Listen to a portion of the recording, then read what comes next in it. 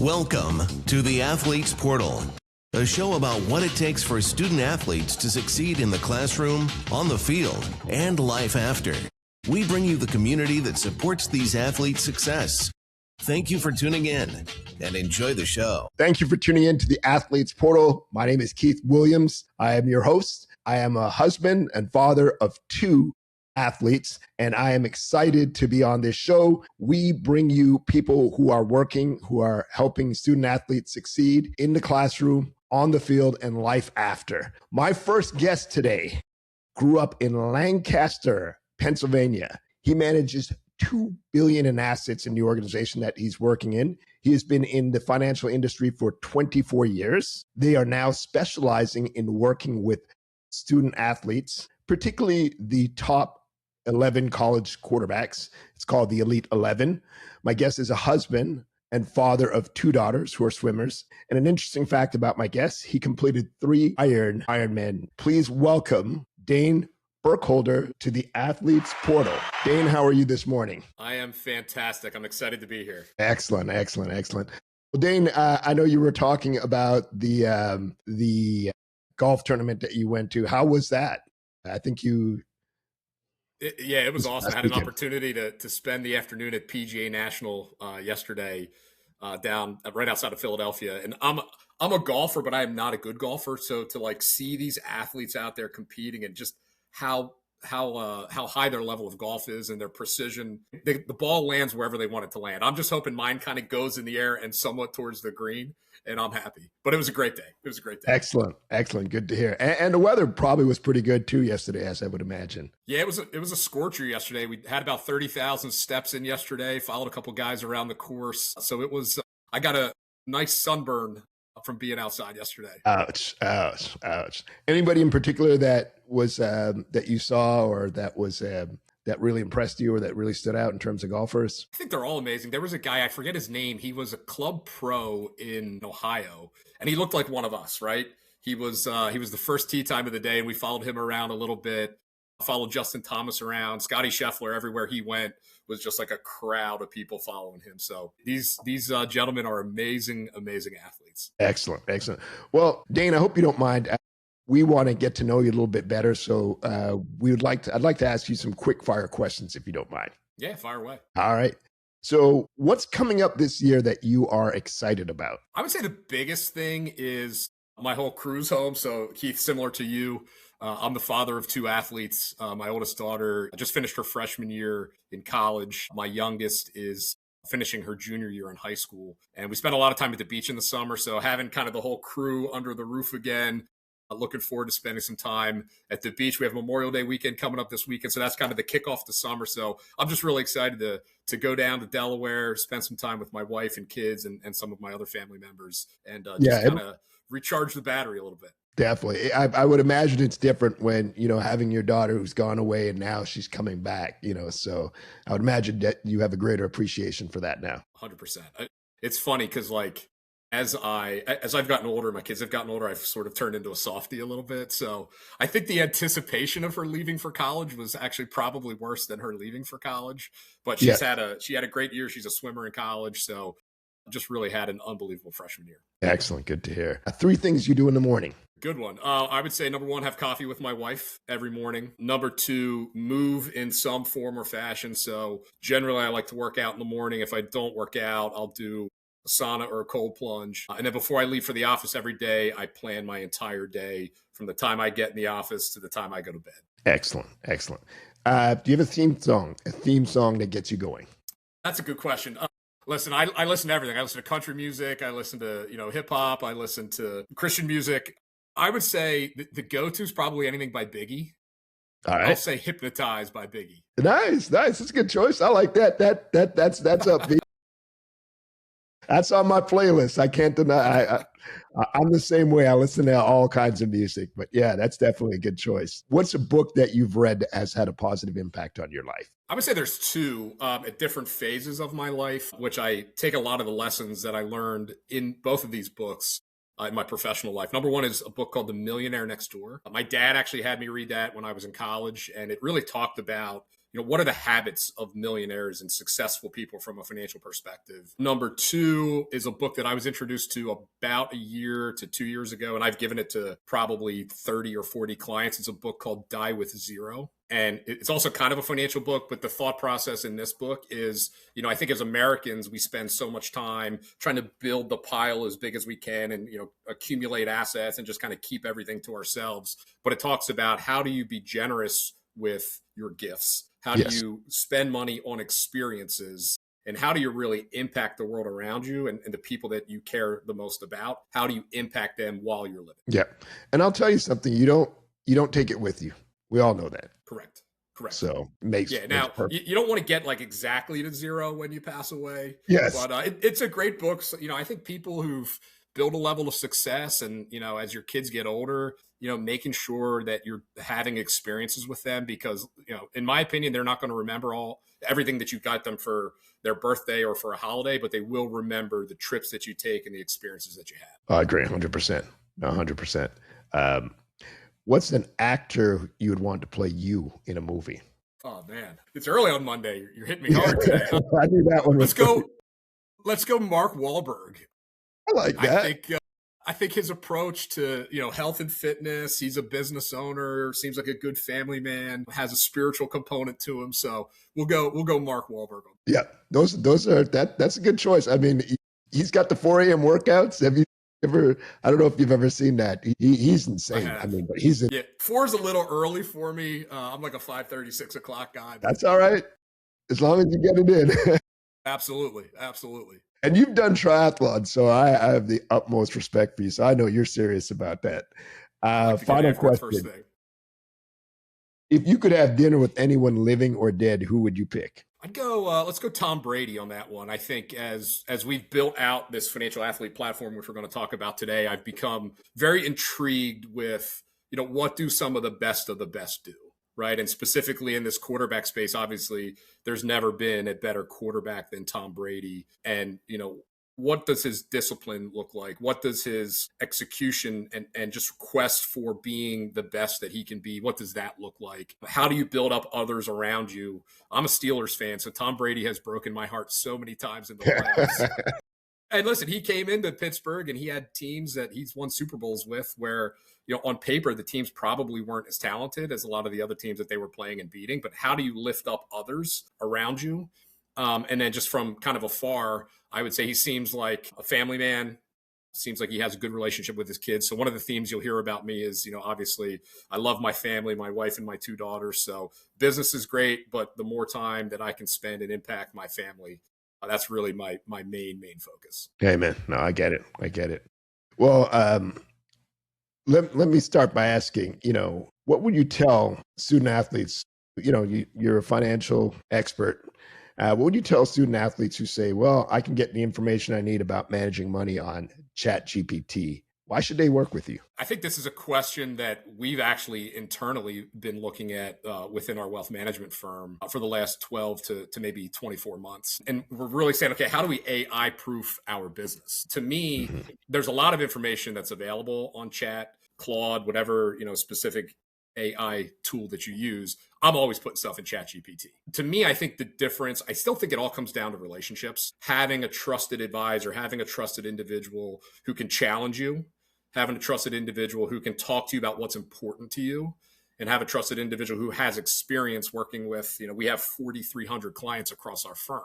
I think as I look at high performers, most high performers have a coach. Like I'm going to be out in Elite 11 in about a week and a half at the finals, the top 20 quarterbacks in the country. And there's guys there like Quincy Avery and George Whitfield and Jordan Palmer. These are high level quarterbacks that top quarterbacks are seeking out for their direction and for their advice. I kind of look at us the same way with our team at Roseville Wealth and at the Financial Athlete. It can give you all of the artificial intelligence, or the internet searching that you do. It can give you the foundation. But I think what it also comes down to is accountability and execution. And I think that is the differentiator with a human advisor as opposed to a chat bot who's giving you advice. Although I do think there's a lot of good information that you can get from those tools. Yeah. I also think you know what you know. And especially as a young person, you might not know the right questions to ask. So it's hard to get information when you don't yourself have a foundation. So Yeah, I would think, my experience there is that the output is as good as the input that you put in, right? And yes, as I think about working with student athletes, we talk about, okay, how do we educate the student athlete, right? How do we help them define what's important to them and how do they think about money or learn about money? We want to then empower them to make decisions, right? And yeah, we'll challenge them. If they're making a decision that we don't think is a good decision, we'll challenge them. At the end of the day, I tell every student athlete and their family, listen, it's your money. So you can do with it whatever you want to do with it. I'll give you opinions and I'll give you advice because I think that's what they're hiring our team for. definitely. But really empowering them to make decisions, because if they're making the decisions, they'll have skin in the game. Yes. They will continue to kind of follow through on that. And then I think the third, and again, the biggest component is execution. And I think that's one of the biggest gaps that I see in this student athlete space is there's a lot of good information, but how do you take action to get the results that you desire? Yeah, that's true. Like ideas are cheap, but execution is the challenge. It's getting 100%. it done. That's the big challenge. And also, you're talking about giving them advice. How do you balance that line between advice versus, because you're dealing with a young man or a young woman, especially as they start coming into money. I would imagine the relationship is important, but how do you balance that? Because you are the professional, but then again, it's their money. How do you balance, like, hey, this might not be a good idea? Yeah. I think a couple things. Number one is we will tell everybody up front, again, it's your money. So we're going to guide you and coach you to do with it what you want to do with it. Yes. But again, we'll put some guide rails on it in some situations. To me, I think a lot of it comes down to before we ever talk to a student athlete or really a client in general around here's how to invest or here's what you do with your money. In this athlete space, we go through and we actually help the student athletes build out a money mission statement. And this money mission statement, it should be the guiding document. It should be the playbook for them to make their decisions. And we ask them three fundamental questions. The first question that we ask is, what is your definition of wealth? And we challenge them to think about it more than just money, because in my experience, I've been doing this for 24 years. If people just focus on money, they may get a lot of money, but they may not be happy with those results. I know a lot of people who have a lot of money who aren't fulfilled and happy because, again, they're thinking of wealth just as how big can I build my pile? Yeah. The second question that we ask is, how will you impact others with your success? I also find that highly successful individuals give back, whether that's starting a foundation, giving back to charity, volunteering in their community, but giving back and actually taking the pedestal and the platform that you have and positively impacting others. And then the third question that we ask is, who inspires you financially and why? We want to see from the athletes, who do they look up to from a financial perspective? Because that gives us a glimpse, kind of a peek behind the curtain of potentially how they think about money. And we'll go through that process. We'll facilitate those conversations with the athlete and with their family, and we'll actually help them develop a mission statement. And that mission statement should be the guiding document and the playbook as we make decisions moving forward with that family. Yeah. I find that's so smart because it forces people to be a little bit analytical and to really hone in on what their values are. Because your values, we'll see your values by what you have, your actions that you take. And so I think that is such a smart way of that mission statement, because that will really guide the decisions. Like, for example, if somebody, is frugal and you see them buying a fancy car, well, that's kind of going against the values that they've established. From that mission statement will really guide a lot of their decisions. And I think that's really smart. I think not just student athletes, I think people should have that. I think that is applicable for a lot of people. And also I think what you're doing will also help them after sports is over, and so I like that. That's really one of the big reasons why we built this platform is, number one, and why we call it the financial athlete, is because the same stuff that you use or utilize to be successful on the field, all that stuff applies once your playing days are over. And if you think about your life on sort of a timeline, your athletic career is going to be a very small component of that. But I think the lessons that you learn in that period of time, whether you're a CEO or a business owner or a corporate executive, you name whatever your career is, once your playing days are over, those lessons that you learn on the field or on the court, those will be carried with you for the rest of your life. Definitely.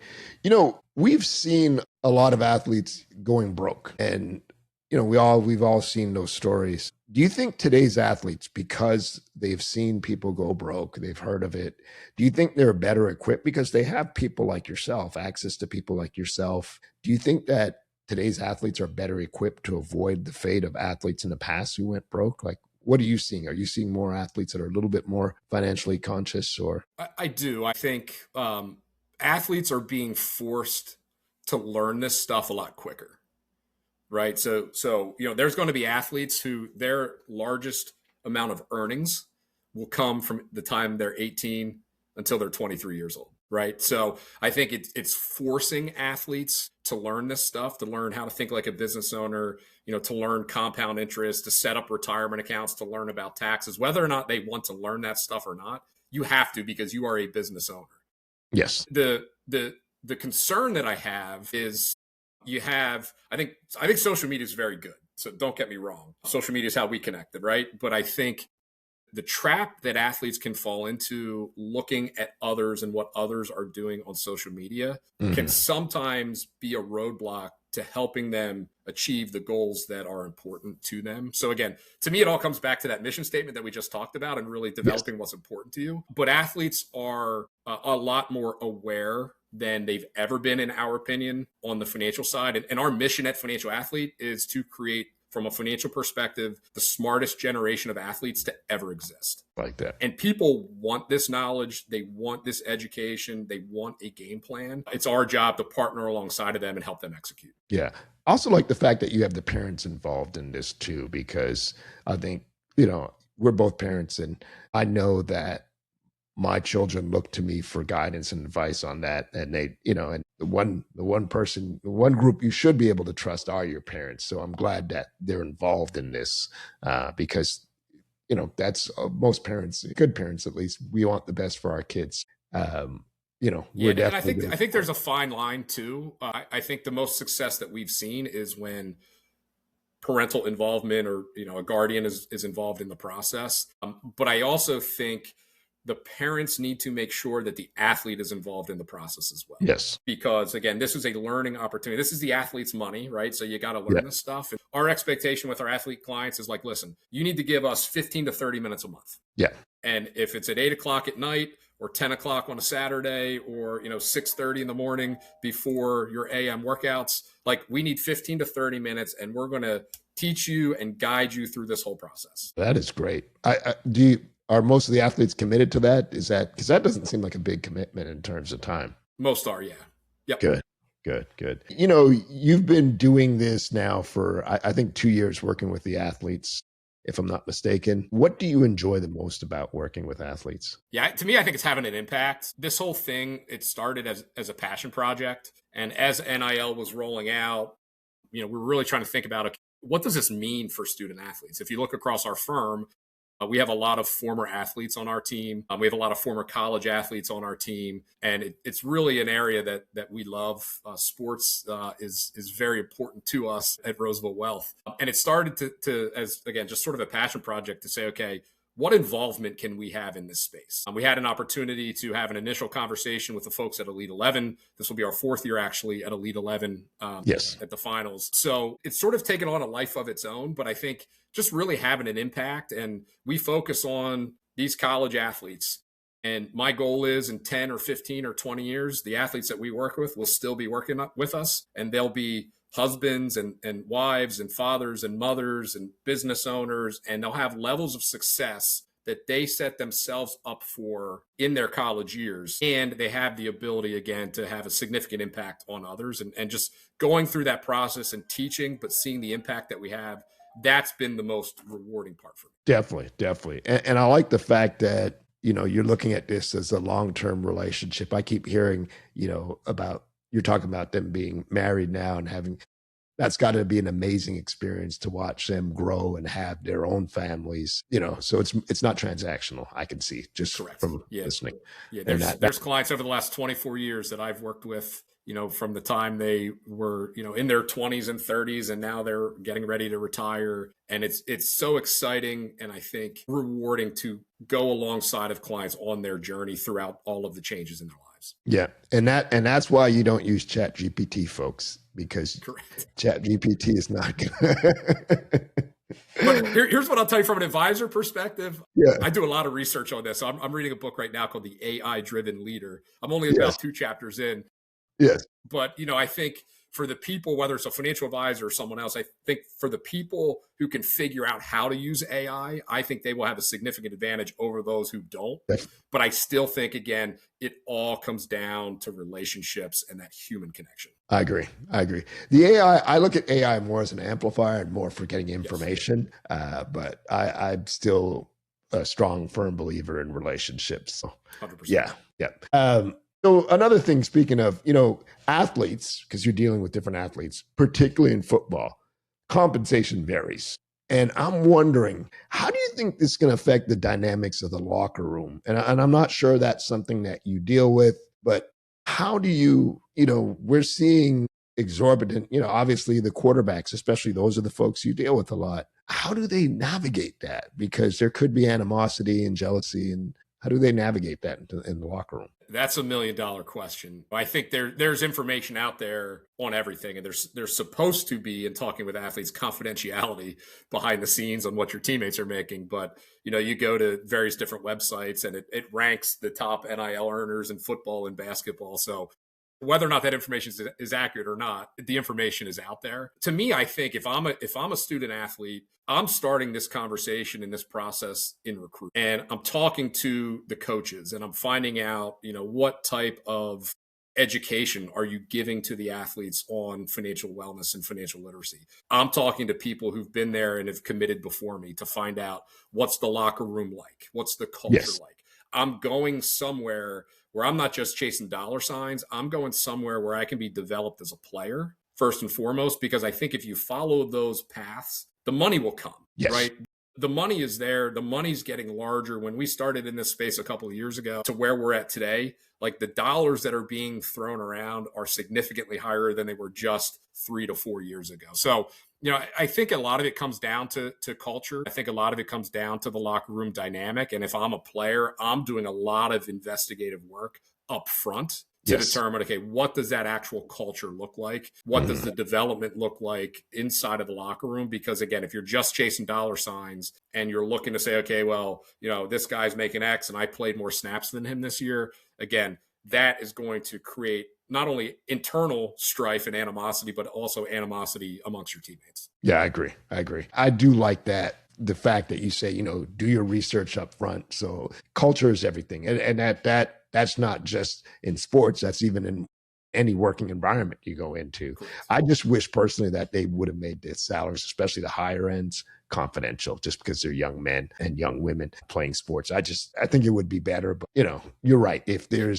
If you have a strong culture, I guess you can get past it. Yeah. And listen, I think it's going to be a challenge because again, we as humans, especially competitive humans, are always comparing ourselves to others. Yes. But what do they say? Comparison is the thief of joy. Thief of joy. So yes. Easier said than done, I know. Yeah. But again, I think if it goes back to, I sound like I'm repeating myself, but if it goes back to the mission statement, what's important to you. Yes. Like, get your fair market value, execute, focus on those things that you can control, and the money will follow. I agree.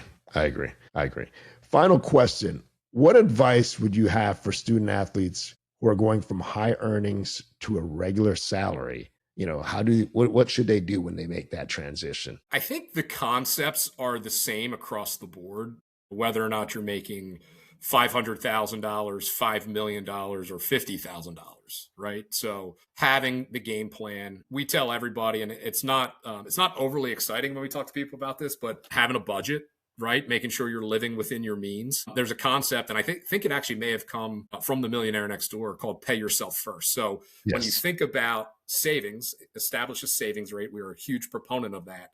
But the mistake that a lot of people make is you get your income, you pay your taxes, you spend your money, and then whatever's left over, you tend to save. Savings should be at the top of the budget. Yes. So again, once you determine that game plan and say, okay, here's how much money I need to save to get my goals. Money comes in, taxes may be taken out, but you establish the savings rate before you actually spend the money. Yes. And I do think it is going to be a challenge John Calipari talked about this. I think it was at the Final Four around, you have athletes who are earning $500,000 in college. Let's say they don't make it to the league, and now you get a job where you're making $60,000 or $70,000. Yes. Like, there could be some mental health consequences with that. You will have to make a significant adjustment to your lifestyle, going from living off of $500,000 down to $60,000 or $70,000. So again, the thing that I'm like pounding the table on with these athletes, specifically in the football space, is like, listen, I hope you all play on Sundays, and I hope you get to your second NFL contract, which is generational wealth. But the reality of it is 2% of college football players make it to the NFL, right? The average career in the NFL is about 3 to 4 years. Yes. And the Wall Street Journal reported that 15 to 16% of NFL players declare bankruptcy within 11 years of retirement. I don't like to go down that negative path with people. I want to keep it more positive.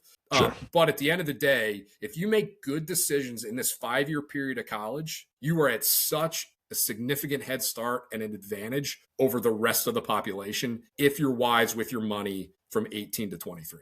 Yeah. I might even say if they could, they're students, like if you could just bank 90% of that. I mean, I know that seems extreme, but you're a student. Most students are not getting paid. Your food and everything is covered. If you could bank 90% of that, you're going to be in a really great position.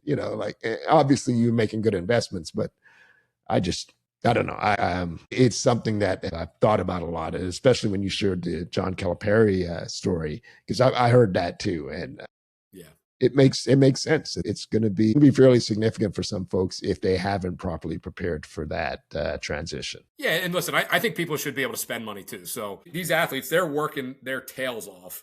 They're putting, their body on the line, and they're putting a lot of time and effort into their respective sport. So have some fun with it and enjoy it, but make sure what you're spending is part of your game plan and it's planned out, and it's not just frivolous spending all of the time, because small decisions, good or bad, can lead up to significant results. So, we help athletes buy cars and, do some fun stuff, but it's part of the game plan. It's not just sort of a shotgun or haphazard approach. Yeah. And I think I'm a little extreme when I say 90%, because I'm speaking from an older person's perspective. I'm obviously speaking from an older person's perspective. I'm playing it a little bit more. Yeah, you're right. Listen, man, when I was in college, my dad owned an excavating company, actually when I was in high school too. And the summers I would work 55 to 60 hours a week in excavating. I was getting paid $8 an hour. And then I'd get done working, and then I'd go lift. So, to me, it's a different world today. It's a different world today. Yeah. And you see this firsthand. So at the end of the day, you do make a valid point. Enjoy the money, but yet make sure you have made enough investments to take care of yourself, that have drawing that happy balance. Correct. Yeah. Well, Dane, I thank you for being on the show. Can you please share how people can find you and connect with you? Absolutely. I think 2 main ways. Number one is our Instagram page, _financial_athlete. We try to drop 2 to 3 pieces of content on a weekly basis. We try to keep it relevant. So, we're always looking at the news and trying to drop relevant topics. That's one area. The other thing I would say too is shoot me an email, dane@thefinancialathlete.org. I will answer every single email that I get. We are in the process right now of building out a financial athlete playbook, and it's essentially 5 pillars that student athletes who are in this NIL rev sharing world should focus on to really begin to build out their plan. So once that is fully built out, there will be an online version of that as well. So I would be happy to distribute that or send that to anybody who's interested. Definitely. And what we'll do is I'll make sure to get the links for that. We'll put that in the notes for the podcast notes, so people can have access to that. Well, Dane, I really appreciate it. I enjoy talking with you. I wish you much success with your clients, and let's definitely stay in touch. Awesome. I appreciate it. Thank you. Thanks. Thank you.